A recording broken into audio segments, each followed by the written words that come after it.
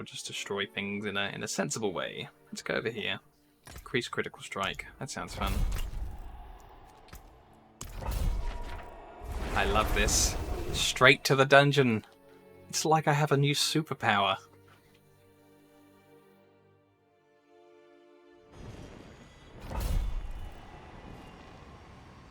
So cool.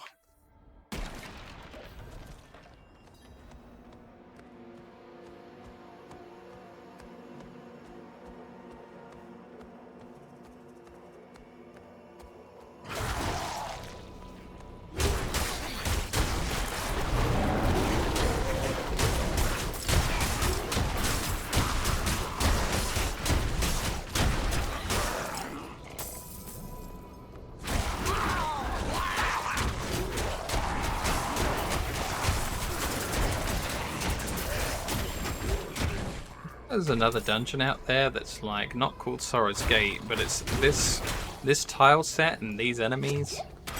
It's a bit of a rip-off.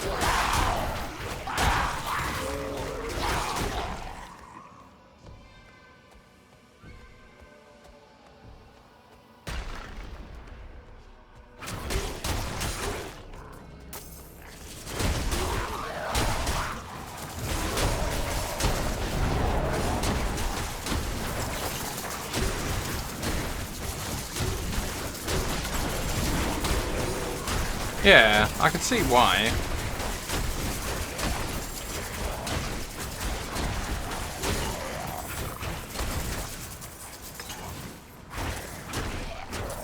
I find that there's not enough of the cannibal guys everywhere, so maybe they could have put some cannibals in here. And the other enemy I find that I don't fight at all in Nightmare Dungeons is the vampires. Like, I don't think I've had a single Nightmare Dungeon that has the vampire enemies in it at all. Not even a once.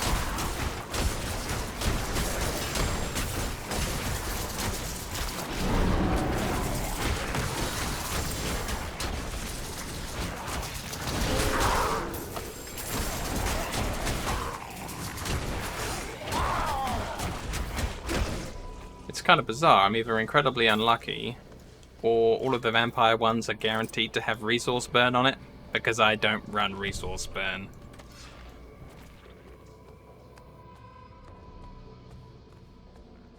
That ability where they stab you and stun you and then drain some of the life out of you,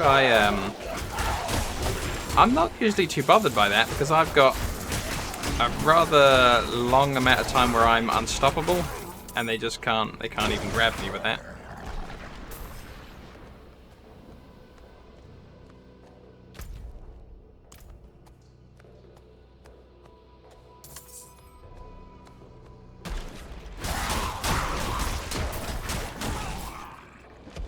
That's the first doodad.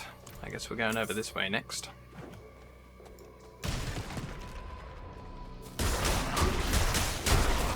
I think the vampires are kind of fun, though. Or at the very least, I don't like it when there's an enemy that you just don't see all that much. I kind of want some equal opportunity to kill all the different types of enemies in a very fair and democratic way.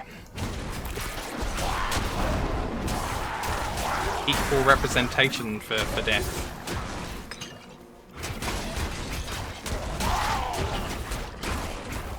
Oh, really? I was wondering about that. For a while, I was kind of keeping gems in my inventory and kind of like upgrading them as I go, rather than having two separate stacks for the bank and whatnot.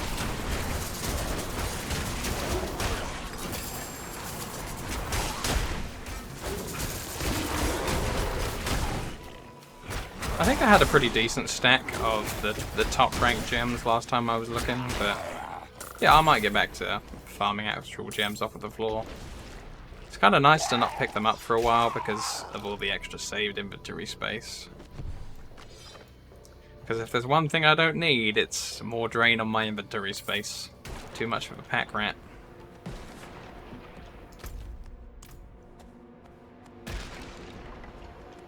Starting to be a little bit more like a pack hippo, I think, rather than a rat. We definitely need to be a bigger animal.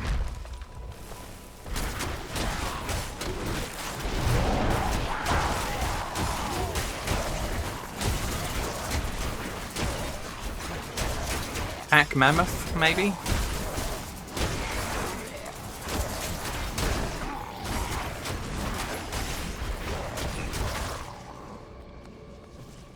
Oh yeah, if they found a way to just put gems into the materials tab, that would be a fantastic start. I thought at one point we were going to be getting a gem bag, but I guess no then.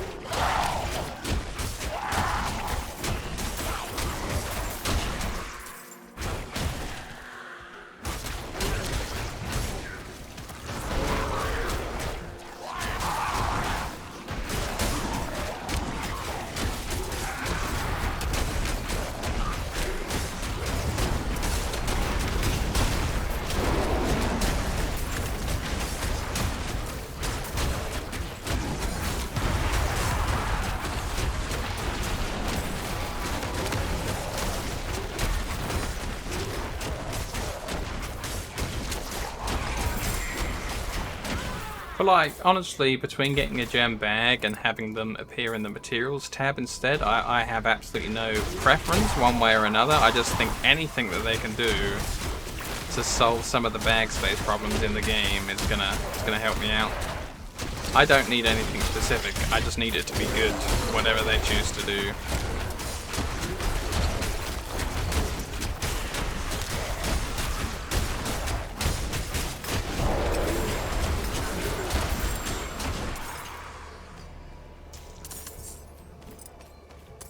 Because I know there's some people out there who want it the opposite way, you know, if their idea isn't the idea that got picked for how to implement it, it's wrong, and they're gonna quit now, and that's the end of all things. But you know, doesn't bother me, you just fix it one way or another.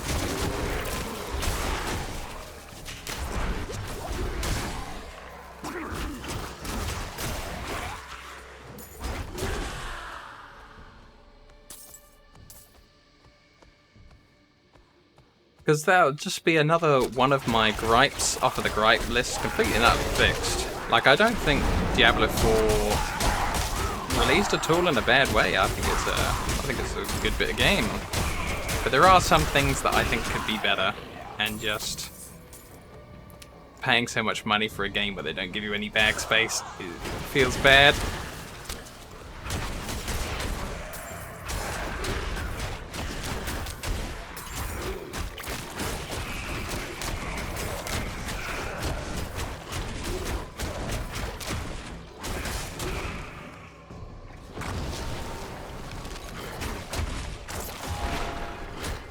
Oh really? I've found because that the game doesn't constantly direct you to the shop, it hasn't been so bad for me so far.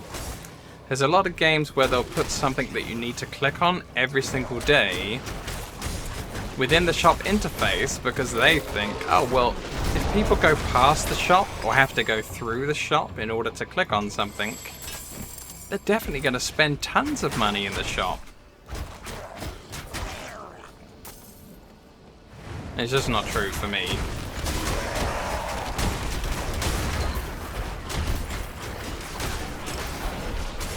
Yeah, I would love to have just brought the entire game rather than you brought what was released at the time, but then here come the seasons and now pay us for Battle Pass, pay us for monthly, pay us for something else.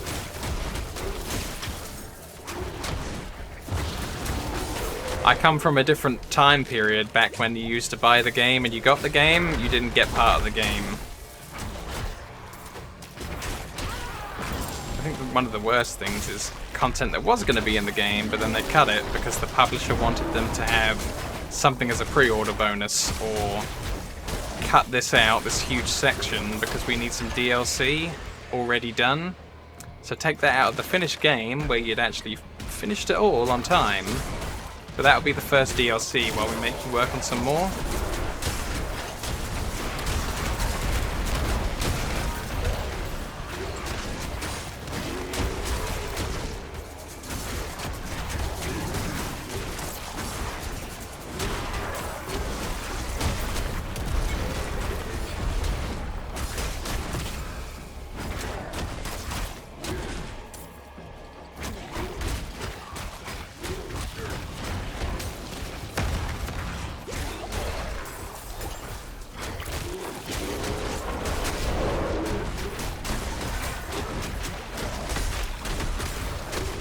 Yeah, absolutely. The current head guy at Blizzard, Bobby Kotick, I think he's been on record as saying, you know, he hates video games. He thinks video games are an absolute waste of time. And he's the head of Blizzard, and it's kind of sad.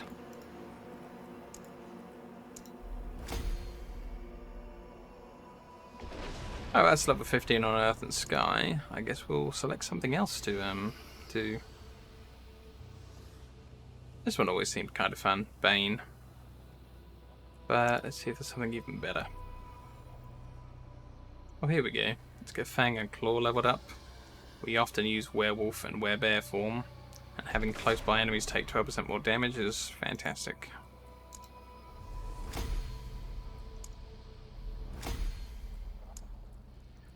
So I play a lot of another game, Total War Warhammer, and Sega published that, and Creative Assembly make it. Well, Assembly finished the first game, and they told them, well, we need a pre-order bonus. So take that faction of the game that's completely and utterly unplayable, that are supposed to be just the enemy faction that just, you know, they don't really have mechanics that work as a playable faction because they were never planned to be.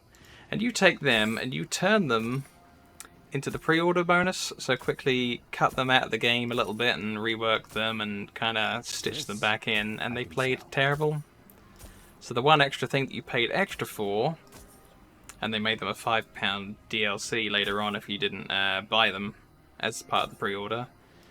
Yeah, that one extra bit that you pay money for, it's not as good as the rest of the content because it was never supposed to be playable. Decent value. So thanks, Sega.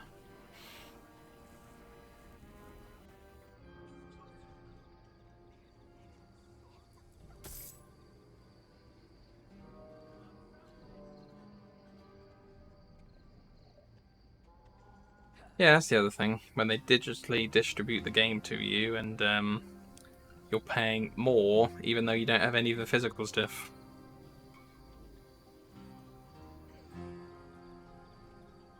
Yeah, Sega were pretty good.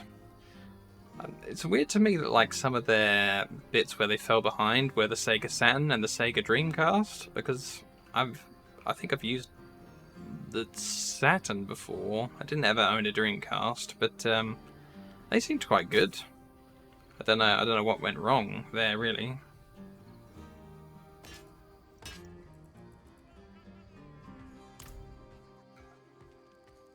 Nice.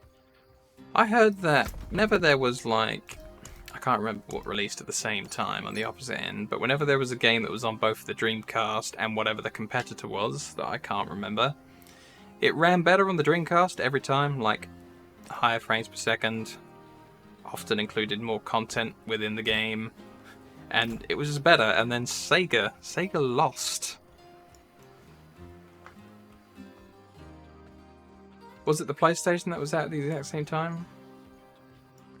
Yeah, I owned one of the Marvel vs. Capcom games, and I can't remember if it was that specific one. But yeah. Weird, right? Better on Dreamcast, but Sega lost out.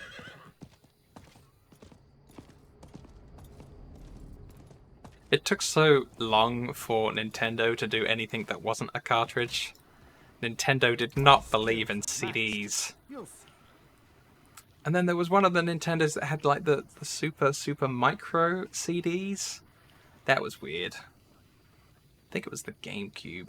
And like a friend brought whatever console that was, and I was working at the time. I had a you know, a job that paid a little bit and wasn't great, but I brought a load of games that worked on his console, and then just one day I showed up and he was just like, oh yeah, I sold it. So I ended up with a ton of games for a console that I didn't own, and then I didn't know anyone who owned that console. It was great. That's good times. Cheers to that guy. Thanks, bud.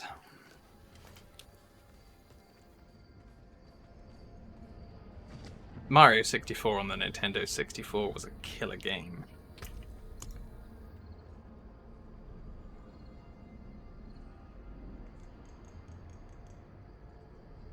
Wow, no protection on the disc. Uh-oh. That's not how we do things. Let's sell off some of these. Get rid of this Thorns Backstabber. Frost and Slowing. This shadow damage one, maybe? Oh no, I get rid of the Potion Breaker. Make a little bit more inventory space.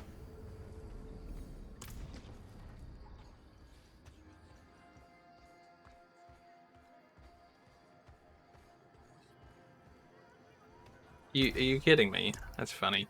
I saw some other video pop up on my my YouTube the other day about how somebody's copyright protection was defeated with just like a screwdriver or something or other, and it was just like, whoops.